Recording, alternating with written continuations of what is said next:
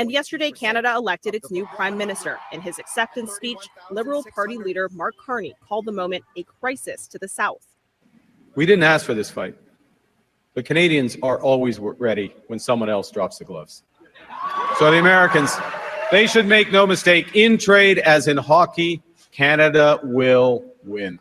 There you saw Canada's newly elected Prime Minister, Mark Carney, who has replaced Justin Trudeau to lead Canada into the future. Now, he stood on that stage and was talking tough about Trump's tariffs and how Canada's going to stand tall and they're going to beat us just like they do in hockey. Now, here's the real kicker about that, all right? When he's standing up there talking tough, to make sure that everybody's on the same page, let's make sure that we're looking at this the right way. As far as what the United States exports into Canada versus what Canada imports into the United States, what the U.S. exports into Canada accounts for about 1.3% of our GDP.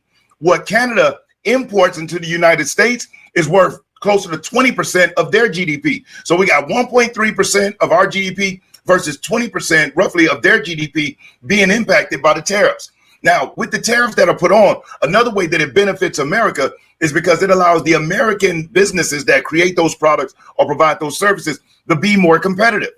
So in order for Canada to be able to offset the tariffs, they're going to have to increase pricing, which makes it to where American businesses can benefit by being far more competitive and taking advantage of that market share. Not to mention, we literally give Canada $250 billion a year for their country to function.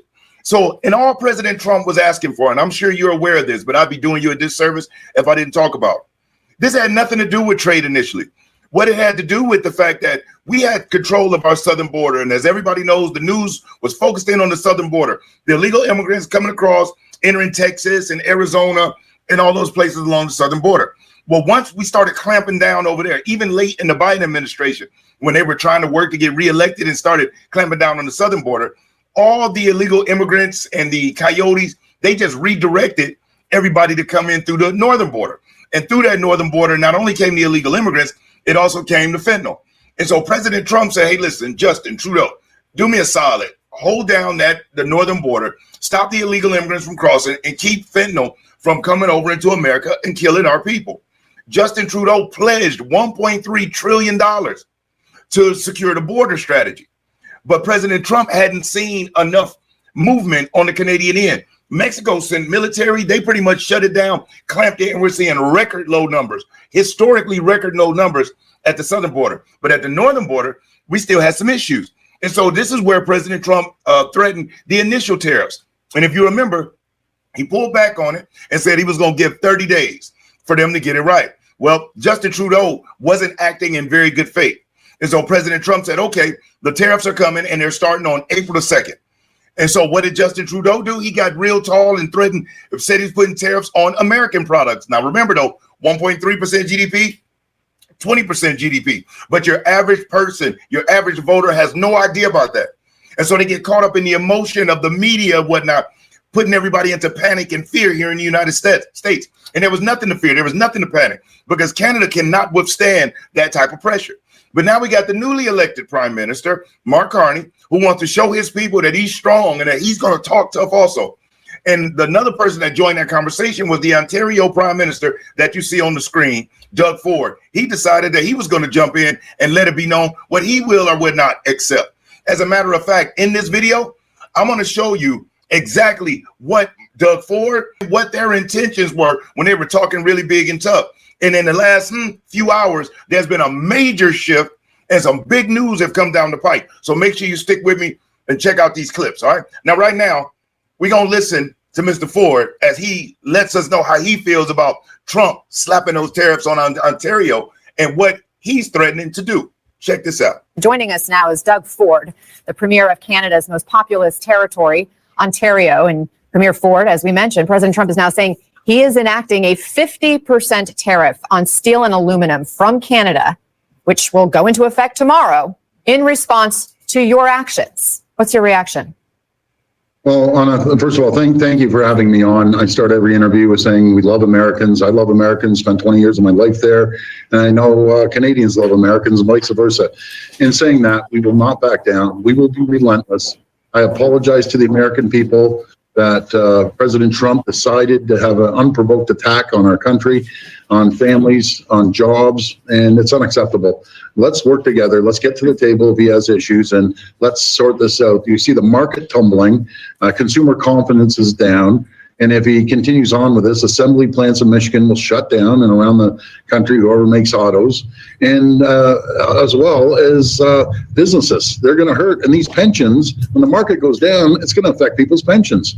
So I'm not too sure why he continues to attack his closest friends and allies, but we need the American people to speak up. We need those CEOs to actually get a backbone and stand in front of them and tell them this is going to be a disaster. It's mass chaos right now. That's what we need. If you're enjoying this video and you like the content, do me a solid, hit that like button. I'll never ask you for a cash app. I'll never ask for a super chat, but you hitting that like button, that is currency, because it helps spread the video around. And if you aren't subscribed to the channel, subscribe. On the Real Politics Podcast, that's what we do. We talk real politics. So hit subscribe. And once you do, hit that notification bell and then select all. That way you'll be notified when I upload new videos. Now, here's the real funny thing about that. You know, he seems like he really cares about the American people, and he's just looking out for Americans and wants to make sure that, you know, we don't get hurt. Our people doesn't get hurt, you know, because with these tariffs that President Trump is putting on, you know, he's going to have to slap tariffs on. And he even threatened that he would not ship energy, would not send the energy to the customers that he had here in the United States over the tariffs between he and Trump. And of course, the mainstream media went crazy and ate it up. As a matter of fact, President Trump made a post about it. Check this out, and then I'm going to get into another video clip. At the Doge Watch Report, Canadian tariff war heats up. Ontario placed 25% additional tariff on electricity to New York, Michigan, and Minnesota.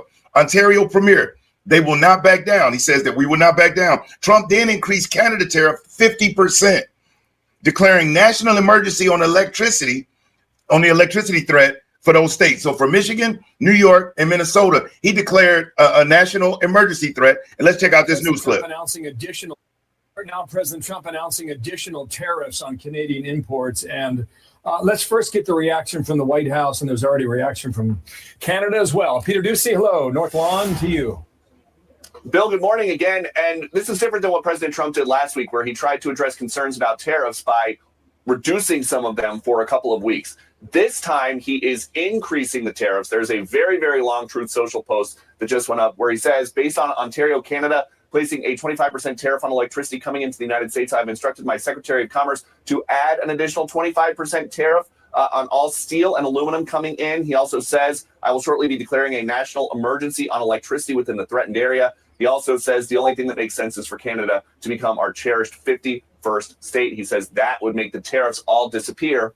And most immediately impacted here would be 1.5 million energy customers in the states that border Canada, in New York and in Minnesota and in Michigan. They're the ones that are going to see the prices go up potentially from the Canadian measure here. Of course, now this is Trump's countermeasure. We'll see what the Canadians do once they get done reading the truth. Okay. Now, we heard Peter Ducey report that. Let's check out President Trump's post that he made as far as in response to the tariff that they gave us and the threat that they were going to not provide our American citizens that are their customers. They're not going to provide them with the energy, because Michigan, I'm from Detroit, Michigan, originally lived in Florida for 25 years. But Ontario is right there, literally is right across the Ambassador Bridge. You can stand in downtown Detroit and you can see Ontario. You can even, you know, wave to people. If you got binoculars, y'all can wave and see each other. That's how close it is. Then you got New York. Okay. Then you got Minnesota. So let's check out what President Trump had to say about it. Then I'm going to show you the next clip and the bombshell that dropped. Based on Ontario, Canada placing a 25% tariff on electricity coming into the United States, I have instructed my Secretary of Commerce to add an additional 25% tariff to making it 50% on all steel and aluminum coming into the United States from Canada, one of the highest tariffing nations anywhere in the world. This will go into effect tomorrow morning, March the 12th. Also, Canada must immediately drop their anti-American farmer tariff of 250% to 390% on various U.S. dairy products, which has long been considered outrageous. I will shortly be declaring a national emergency on electricity within the threatened area. This will allow the U.S. to quickly do what has to be done to alleviate this abusive threat from Canada. If other egregious long-time tariffs are not likewise dropped by Canada, I will substantially increase on April 2nd the tariffs on cars coming into the U.S., which will essentially permanently shut down the automobile manufacturing business in Canada. Those cars can easily be made in the USA. Also, Canada pays very little for national security, relying on the United States military. Now, look at what this post is saying. Anybody that finds fault with what President Trump is getting at here is insane. And they're a traitor to our country, because I get it. We have allies. And yes, we want to make sure that we have good relationships with our allies. But the more information that's being exposed, they weren't being good allies to America. They barely take any of our goods. They tariff us out of the yin yang. We weren't tariffing them. And we also subsidized them to the tune of $350 billion. And you have people in the media crying and complaining that President Trump said, oh, you want to threaten the American citizens? Because what that Ontario premier thought is by saying, nope, they won't provide the energy, that would create an uproar in this country. And it would cause public pushback against President Trump. But one thing that those Canadians fail to realize is we Americans, and we have heart. And so we stand up and we fight, and we're supporting President Trump on this movement. That's why he was elected. If we wanted somebody to just lay down and do whatever every other country say, to put every other country's borders and budgets before ours, we could have elected Kamala or did what we could to make Joe Biden look better and kept him in the race. We didn't. We're over that. We're sick and tired of the people that look nice and talk good, but behind closed doors, they're getting destroyed and abused.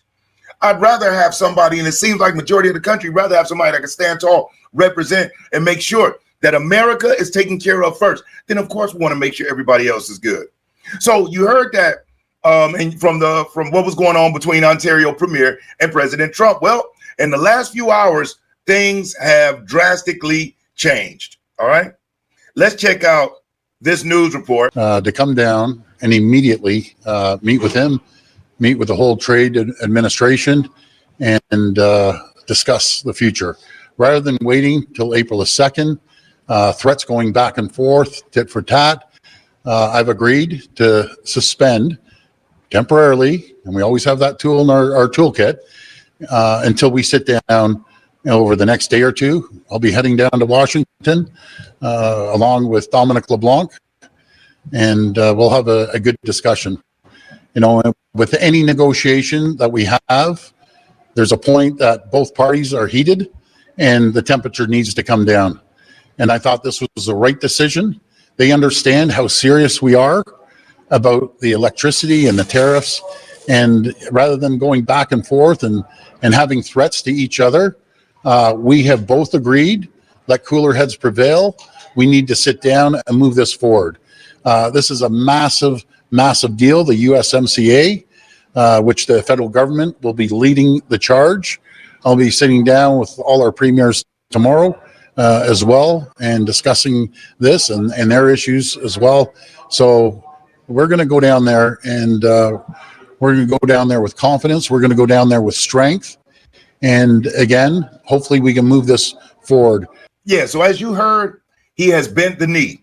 He realized, like, I'm talking tough and making threats against not only the United States, but one of the craziest people that I possibly could, who loves this, in President Donald Trump.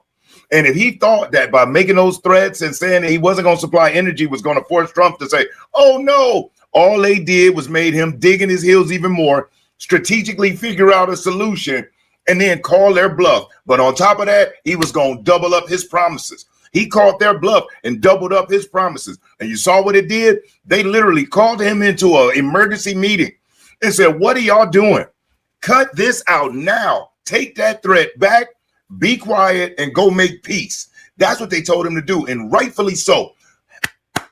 Applause to President Trump, our first real example on the global stage of what putting America first and being firm about it looks like. Now we got Zelensky, which I'll have a video coming for that soon. Marco Rubio said the meeting in Saudi Arabia went great. Zelensky and Ukraine already, they've agreed to the ceasefire and to setting up the peace deal. Now they just got to take it to Russia and get their agreement. Finally, that's done too. Now, within 45 days, President Trump has secured the border, has established a level playing field as far as in trade with other countries around the world, exposed the EU for being fake grandstanders, acting like they're just giving this money and they're in this for the fight with Ukraine. They were talking tough because they knew America was there. And now, you know, as long as we just give it some time, we're going to start seeing a return on this investment, a return on this sweat equity. So I just want to jump in and share that information. So the next time somebody says, tariffs in Canada, Ontario already folded. It's business as usual. Matter of fact, it's going to be even better for America. That's another revenue source we got coming into our country. So, hey, listen, in the comments, tell me what you think about it. Remember to like the video, share this video, subscribe to the channel. Other than that, if you hung out with me this long, thank you so much, sincerely, from the bottom of my heart. I'm Brian Maxwell, and I look forward to seeing you at the top. Over and out.